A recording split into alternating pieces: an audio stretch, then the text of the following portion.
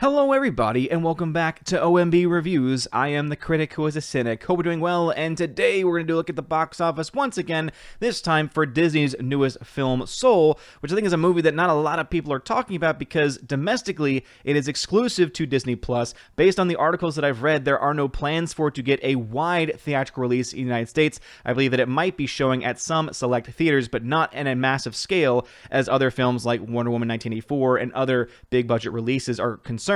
And why that could potentially be devastating for the fact that the movie cost around $150 million plus to make, and that it could essentially lose hundreds of millions of dollars in the process if they don't make huge amounts of money overseas, which based on the current estimates don't seem like that will be the case. Now, of course, the argument's going to be that it can make that up through Disney Plus subscriptions, but I'm telling you this right now, I don't think you're going to have a huge influx of people saying, ooh, I need to get Disney Plus so that I can go watch Soul. Don't get me wrong, I like Soul. I think Soul was a very good movie. I think I ended up giving, a B plus to the film because I actually thoroughly enjoyed it. But at the end of the day, it's something that I honestly think people are not really focusing on nearly as much as they probably should, and how this could have an impact on the kinds of movies that we see, especially over the next few years, while movie theaters start the slow death that's been going for a long time, but has now been, sped up quite a bit because of the lockdown, but more specifically because of studios' unwillingness to release their movies into theaters. But before we dive into this news, please be sure to smash the like button, smash the rumble button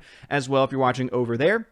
It really does mean a lot. Also, check out the links in the description below to find out ways that you can help to support the channel. So we're going back to the website, ombreviews.home.blog. That is indeed my website. I'm playing around with a little bit, trying to change some of the themes and colors and that kind of thing. But this is a good place if you want to go to see about box office tracking, if you want to leave reviews, if you don't like Rotten Tomatoes and things like that. This is where you can actually leave your own reviews. I have my own system of how those reviews are put together. There's an objective score and then a subjective score. In order to get the objective score, you have to essentially rate certain categories like acting and direction and things like that. So I think it gives you more of an honest look about what people honestly feel about a movie. And then there's one score where it's just hey, A, B, C, D, or F, A, B, C, D, or F. I thought I said E there. And about whether or not you enjoy the film or not, right? Because you can think that a movie is really well made, but also think that you didn't enjoy it, or vice versa. But I also have this box office tracking, and that's what I'll be using today. So if you want to have access to this yourself, go check out the website, and you can find it over there under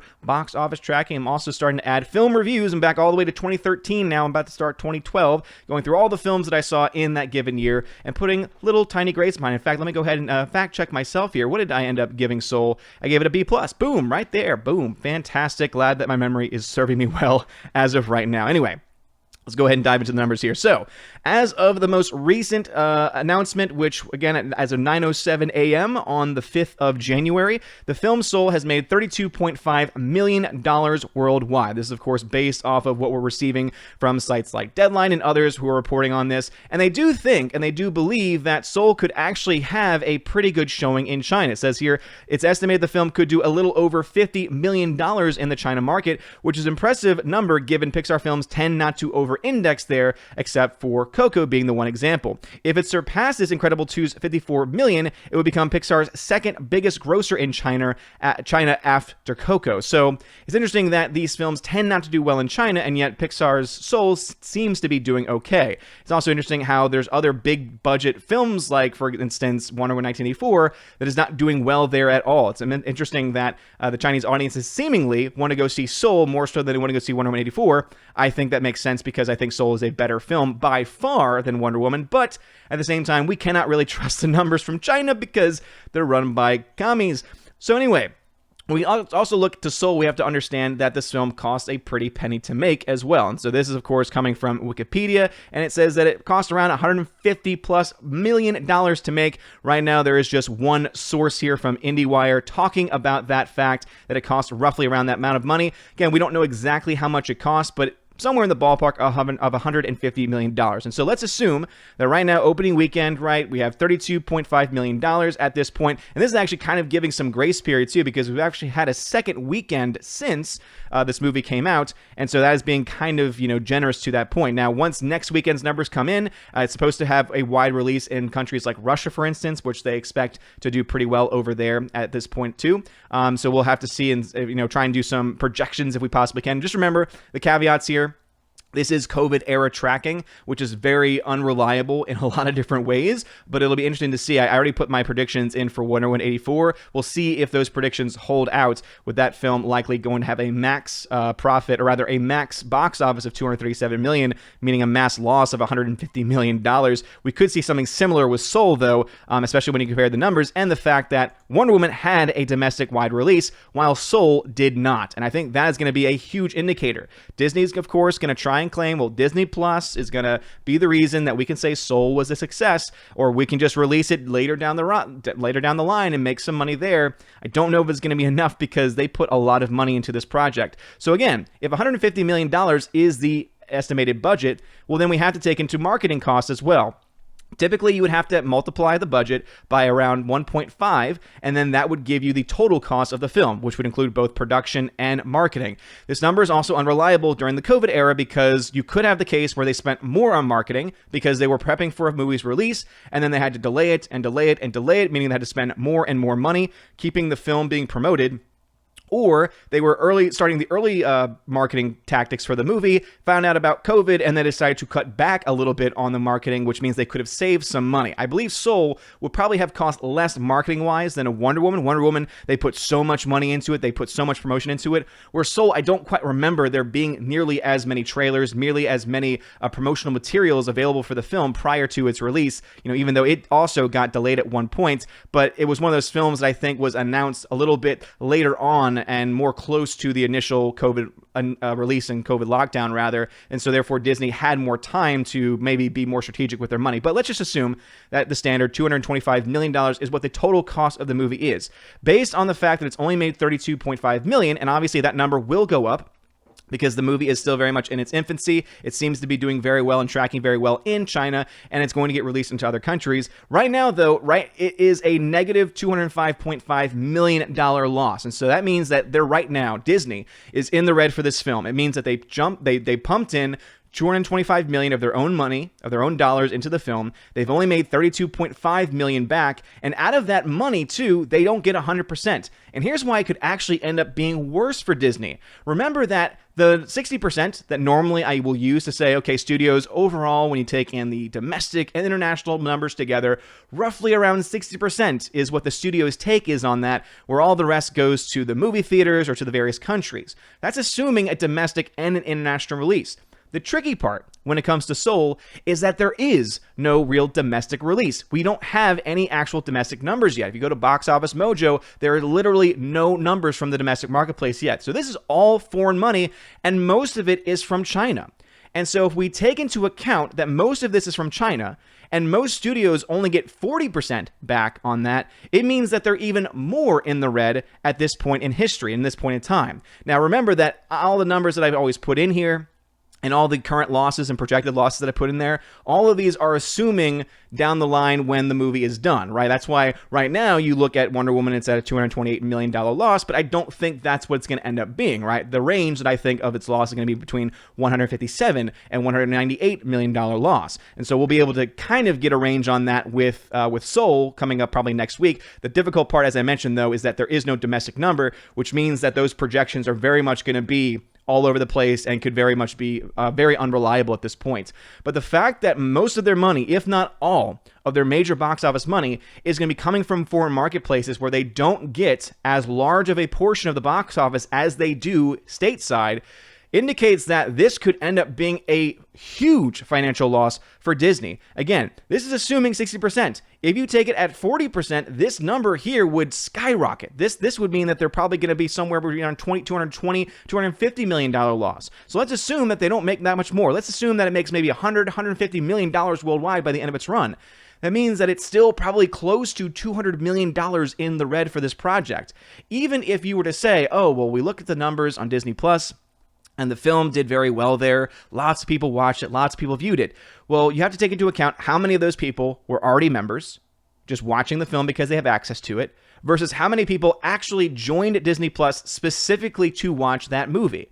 Because unless you can really break that down, unless you can give an honest number there, we can't really take into account the amount of money made from Disney Plus during a specific month as being, oh, this is how we can write off the losses that may have been resulted from us not releasing this film domestically for Soul. See how that kind of makes sense there, where, again, you cannot say, okay, our subscriptions went up this month, we must therefore associate that with Soul only and specifically, and so therefore all the money we made right there, which is basically a 100% profit gain because Disney doesn't have to split that with anybody, we can immediately associate that with Soul, and we can then, of course, account for that money.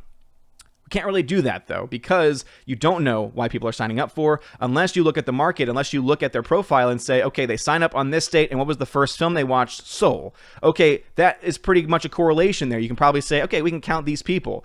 But if you honestly think Disney is going to release that information, if you honestly think that Disney is going to tell us exactly how many new subscribers, how many unique subscribers they had specifically to the release of Soul, I mean, you're dreaming at this point. One of the reasons why you have such a huge push by so many studios to have these streaming services is because they can hide this information. All they have to do is report on raw numbers saying, oh, these are how many subscribers that we have. Oh, this is the percentage increase that we had in subscribers. And that's how they can spin success to their board members and to their shareholders. They don't have to be nearly as open and honest like they do when it comes to box office numbers, right? Because when it comes to box office, boom, we have that information. It's publicly available. All of us can see it ourselves. All of us can break down the math, and all of us can say, okay, this film was a success, this film was a flop, this film made money, this film lost money.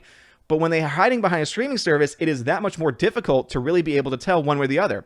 And it also means that in the case like with Soul, where its primary release has been in the foreign marketplace, we're left with a lot of money that is not going to be accounted for. We're left with a lot of money that we're really not honestly going to know whether or not the film is indeed going to be able to make its money back or not. So I want to make this video because I was like, hey, you know what? Let me go ahead and put some of those numbers in that we have for Soul. It's very difficult to really make projections at this point. So even after next week, when I update this and have the so-called projections, just know that there's a huge caveat there because most of the projections, actually, rather, all of my projections are always based on the assumption that we have the first 2 weeks of a wide release, which would include domestic and most foreign markets, right? Sometimes it takes place where I don't have all of the countries coming out on the same day, and so therefore there can be some fluctuation there. But as long as you have the vast majority of the major markets coming out around the same time and around the same day, the projections have been pretty reliable. This one's a little bit more difficult to say. Now, this does not mean that I think that Soul is a terrible film. This does not mean that I think that Soul is going to be a massive flop because people didn't want to go see it. It is obviously, to me, more accurate to say that Disney, I honestly believe, screwed themselves over by not putting this out into theaters at the same time. Because you could have then had a domestic release, you could have then have had made more money from that number, right? From those people going to see the film, even if it's smaller than other Disney films, even if it's smaller than anything like that, and you still could have made more of that money back versus the very little you tend to get from the foreign marketplace. But I think the reason why they did it was because they knew that this would be a huge PR problem for them, because people will be able to look at the numbers and say, okay, well, we can't see Disney Plus's numbers. We can't really see those numbers and understand how that works out to profit margins for this specific film. What we can see, though, is the box office. And so I think they're doing this, and I think the reason why they chose to do this is not because they want people to be safe and stay at home, and not because Mulan was a massive failure when they tried to sell it for $30, a ridiculous amount of money on their service, but because they were trying to realize, okay, well, we need to hide this, and all right, we're going to lose the money anyway, but I guess we'll still get a bailout at some point, so everything will be fine and everything will be okay. All the while, people sometimes forget that they had another major flop this year in the film Onward. Onward, you remember, came out right in the midst of the pandemic, right in the midst of the lockdown. The film ended up being around a $220 million loss for the studio. So now you have Soul coming in, which will likely be around the same amount of money, maybe even just a little bit better, but still $150 million plus of a financial loss, meaning they put more money into it than they got back. Now, they're going to try and spin it. They're going to try and, I think, probably get some bailout money of some kind, because that's just the nature of the beast. They're just going to not take responsibility for their actions, even though they could have easily placated this a little bit by being smarter, releasing films into theaters, having more of a rollout, helping theaters out in the process, taking those initial losses, but realizing that they would lead to ultimate gains. All the while, what they've done instead is train people to watch movies at home, train people to be able to consume content for very, very little money, all the while losing massive amounts of profits in the long run. So I look at their recent investors call, where they talk about all these projects that they're going to do. Projects that I guarantee, since they probably haven't learned much, will cost a lot of money, hundreds of millions of dollars when you take all of them into account. I look to that and I would think to myself, if I'm an investor in Disney, I would look at this and say, this is not a good bet right now. Where is the money being brought in for these projects? Honestly, where is their money being brought in? You could argue that they're making money still from people buying the Blu-rays and 4Ks and toys and merchandise for various projects, especially Marvel, the Marvel properties. Star Wars has kind of gone away a little bit. Obviously, though, the huge influx of cash with Mandalorian, with, of course, the selling of toys for Baby Yoda probably has helped them in some respects. But I have to ask that question, where in the hell are they getting their money from when I'm looking at all of their major releases and they've already lost north of almost $400 million just looking at 2 movies this year, 2 movies from Disney. And you're already at around a $400 million loss. It's impossible for us to know exactly what the loss was for Mulan or if it broke even because they're not going to release those numbers. But it's still fascinating to me that they're losing so much. And all the studios are losing crap tons of money. And this is going to have a major impact on the kinds of movies and stories that are told in the future. Gone are the days of the major big budget films. The problem, though, I think is going to be that studios sometimes can be very thick-headed and sometimes think, oh, everything will be fine. Everything will go back. In fact, there's an article right now.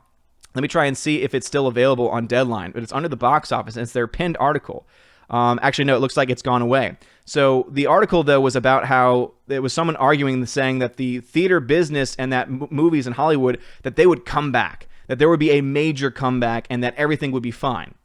The problem is that they, I think, are assuming a lot. They're assuming that people are just going to start to go back to theaters eventually over time. And you will have some people, for sure, that will go back as time goes on. But to say that people who have been trained right now to stay at home, to consume their content at home, are magically going to start going to the theaters again, when especially now they realize that they can save lots of money, and they've been trained already to do so, it's very hard to break habits, whether good or bad. Right? That's why you always want to say practice virtues, right? Practice the good habits, because it's a lot harder to break those habits, even if they're good, if you've indeed developed it as a habit. The same thing happens here with movies, right? If people have developed habits of staying at home and watching movies on Netflix, on HBO Max, on Disney Plus, and you're going to all of a sudden tell them, all right, we're going to change things now. Go back to our theaters. Go back to the theaters, everybody. One, you're not going to have a lot of theaters to go back to because many of them are going to have to been closed because of your nonsensical release schedule. And then 2, you're not going to get the people back anyway, at least not to the same degree and the same amount of money, even if you have a major tentpole film, because they are going to already have been trained to say, okay, well, I can wait.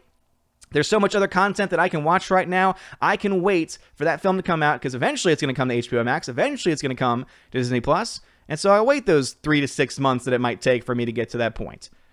That's what you're training people to do. But anyway, I wanted to talk about these numbers just a little bit. So again, massive financial losses for a lot of studios this year.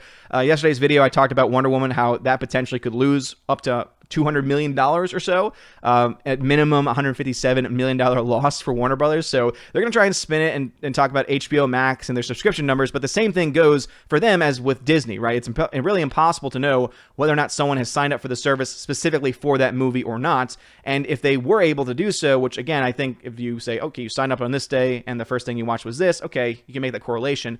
I don't think they're going to release that number though.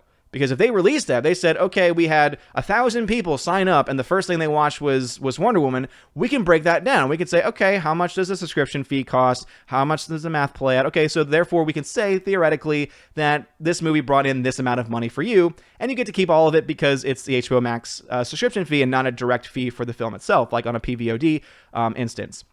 And so that would be one way to look at it, but they're not going to release that information. And so all we have then is what the box office numbers are saying. All we have then are what the general trends seem to be indicating, and it seems to be that massive movies might be a thing of the past. I just honestly don't see how they justify it, because I have to ask them the honest question, where is all the money coming from? I mean, obviously they have investments. Obviously they've got massive profit margins from all these other things that they have, right? These giant corporations really should be broken up at this point, because there's probably some antitrust lawsuits, or rather antitrust laws being violated there. But they're so massive that they're bringing in massive amounts of profits from other areas that they might be able to, make up for their financial losses. But I'm looking at their movies and I'm thinking to myself, really not a whole lot of movies have made any money this year. I mean, look at all of those negative numbers there. One of the few movies that made money this year, let's see, that was around $70 million, was The Invisible Man, a film that I don't think anyone expected to do well. But guess what? That was a lower budget film. The reason why that film was able to make as much money as it did was because it costs less. That film cost $9 million to make,